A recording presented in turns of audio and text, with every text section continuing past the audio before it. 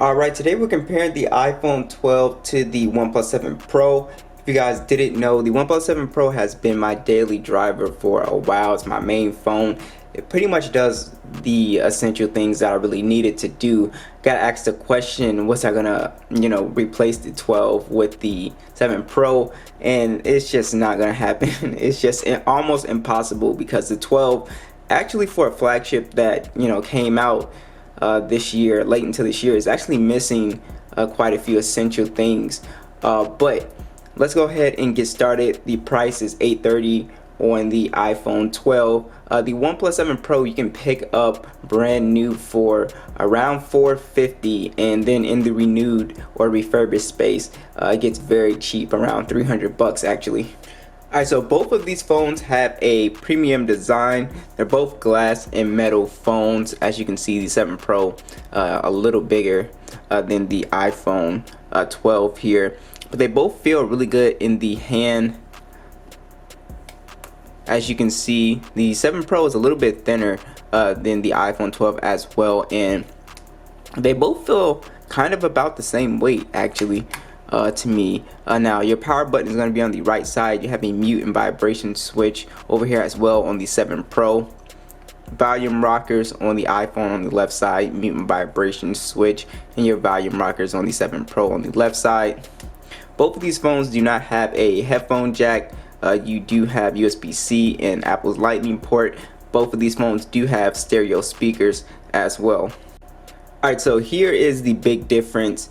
It's with the display sizes and the overall display quality here. So on the iPhone we have a 6.1 inch Super Retina XDR OLED display. It's a 1080p panel, 460 for the PPI. And on the 7 Pro we have the Fluid AMOLED display. It's a 90Hz HDR10 Plus display, 6.67 inches. It's 1440p with 516 for the PPI. So as you can see, a huge difference in terms of resolution and pixels per inch. And also just the design on the front of the phone on the 7 Pro still has a very futuristic look, even till this day, where most phones will nowadays have a punch hole or something like that. This gives you the full screen design without any intrusion. Now it is kind of a curved display, which people don't really like, but I usually have a case on it so I don't get accidental touches. And as you can see on the iPhone, they still decided to go with this huge notch, and it just does not look as good compared to a phone like this, or even a phone with a punch hole, or just a smaller notch. So it does look a little bit dated, and you do have a little bit more bezel on the iPhone as well. So that's my main thing, and they really dropped the ball with the display on the iPhone. Not having 90Hz display or 120Hz display, I think really kind of hurt it. Especially on the Pro models. I do not understand why that didn't at least have some type of high refresh rate, whether it was 90 or 120. But yeah, definitely if you're like me and you're into displays, you watch a lot of content on your phone, then I don't know, you're gonna really love the 7 Pro. It's just something that I really love. Once I got it, I knew that this was gonna be my main phone because of how just beautiful the display is. The colors and everything are so vibrant. When you're playing video games and stuff like that as well, you can really get lost in the game because of how immersive it feels. Like there's no intrusion, you just focus on the game itself.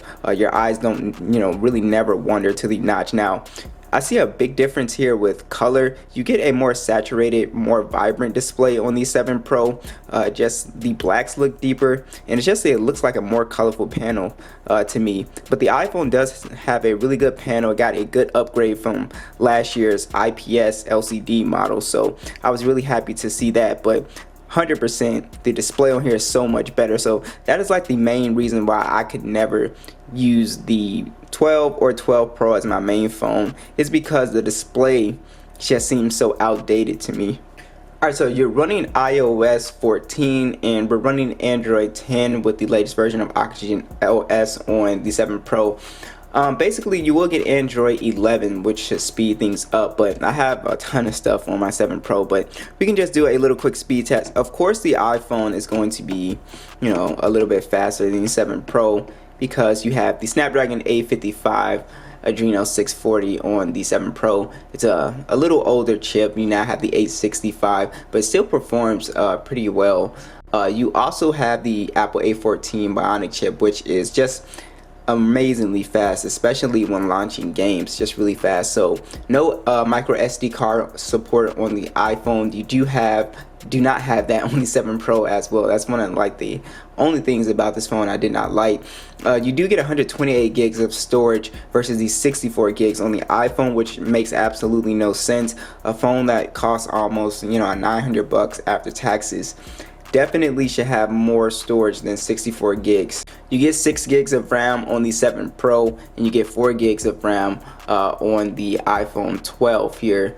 So like I said, both phones do not have a headphone jack. They both have stereo speakers, and they both have NFC for mobile payments. You do have an IP rating on the iPhone. You do not have an official rating on the 7 Pro, but you can get it wet if you check out like the water tests and stuff like that on YouTube. I haven't done it myself, but this is a phone that you can get wet. I just wouldn't, you know, recommend it. OnePlus didn't give it the official rating, but let's go ahead and get into it. Clear out all these applications so we can see. Let's go ahead and launch YouTube. The 7 Pro actually got it there. Let's go ahead and try Subway Surfer.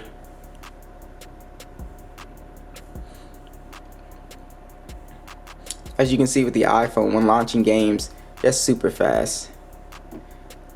Let's go Temple Run.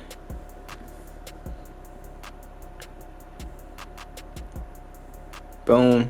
And then on the iPhone 7 Pro right behind it, so not too far off. Let's go Instagram.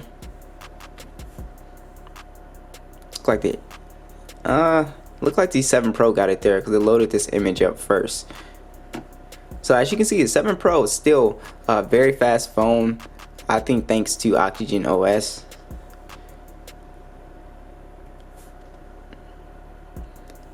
Okay, the 7 got it there.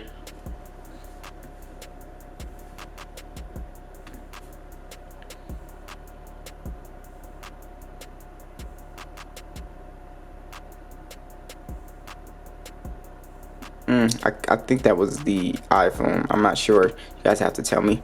Alright, so, you know, as we saw, you know, as we can see, the 7 Pro is not too far off from the iPhone.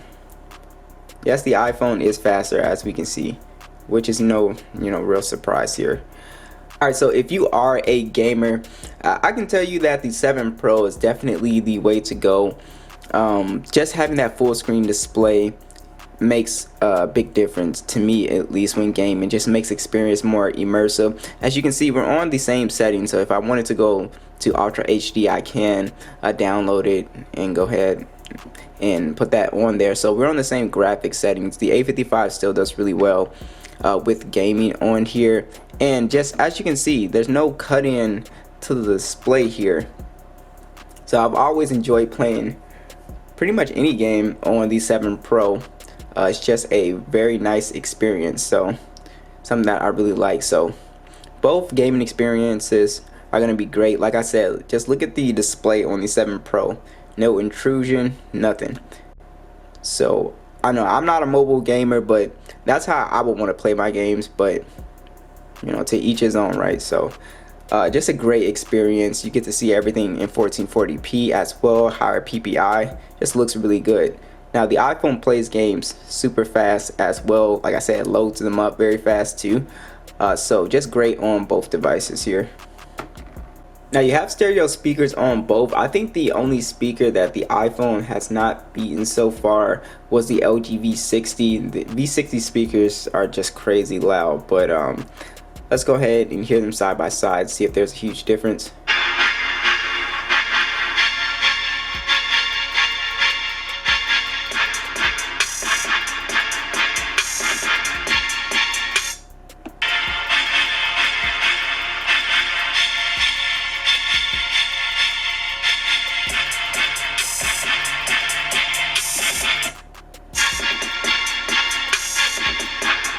So as you can hear, a bigger difference with bass presence. They're almost the same volume or loudness. It's just a difference in bass presence. You can really hear the 808s on the iPhone.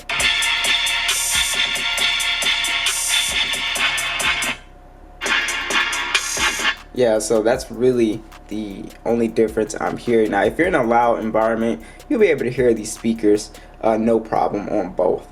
Alright, so let's talk about getting into the phone. So with the iPhone, you only get one way of getting into the phone, and that is with Face ID. It works really great, whether it's, you know, at nighttime or whatever. It usually works 100% of the time. With the 7 Pro, you have two options. So you have your fingerprint scanner, which is extremely fast. As you can see, boom, it's just blazing fast. And then you have the pop-up camera that'll unlock the phone. Now, obviously, that's not going to be as fast as Face ID because it has to pop up and come down. But the fingerprint scanner is very fast. I like having more than one option on my phone, so that's why I wish Apple would have put a Touch ID in the power button. I think that would have been really nice. But yeah, so definitely I think the experience of getting into the phone is just going to be better on the 7 Pro because you have more than one option. Because on the Face ID, you have to wear a mask now. You got to pull the mask down or stuff like that. So with this, you got the fingerprint scanner.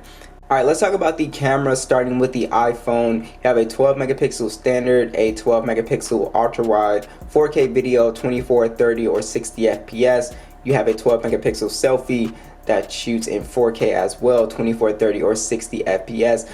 You know what you're getting with the iPhone. You're getting one of the top-notch cameras up there with the Pixel and Galaxy phones.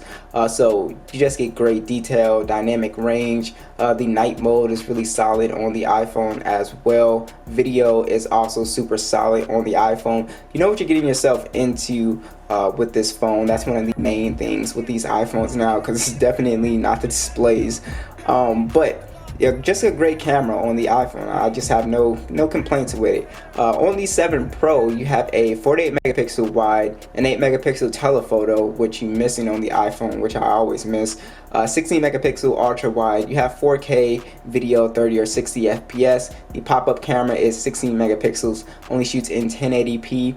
Now, OnePlus does a pretty good job, especially from when it first came out to now, with the software updates fixing the cameras. As you can see, it takes some great photos from these stills that you're seeing. Dynamic range is good. I think detail is good. I have no issues with the 7 Pro. I'm not a person that takes a ton of photos and stuff like that. So even if let's say the iPhone is like an A tier, the 7 Pro has to be like at least a B plus to me. It just gets the job done. I have no complaints with the cameras. The front-facing camera is fine too. So absolutely no complaints with both of these phones when it comes to camera quality. Alright, so battery life is a big difference on both of these phones. So you have a 2,815 milliamp battery, 20 watt fast charging, wireless charging on the iPhone. On the 7 Pro, 4,000 milliamp battery, 30 watt fast charging, and you have no wireless charging, unfortunately, on the 7 Pro. Alright, so basically you get around 8 hours, 30 minutes of screen on time on the 7 Pro. It charges super fast. The 20 versus the 30 is a noticeable difference when you're charging, and Apple doesn't even give you the fast charging break. So, so you know, it is what it is. But yeah, just the battery life experience to me is just better on the 7 Pro. The iPhone, you will get around 6 hours and 30 minutes of screen on time, which can get you through a full day, no problem. So what do you guys think? Be sure to let me know, and I'll catch you guys in the next one.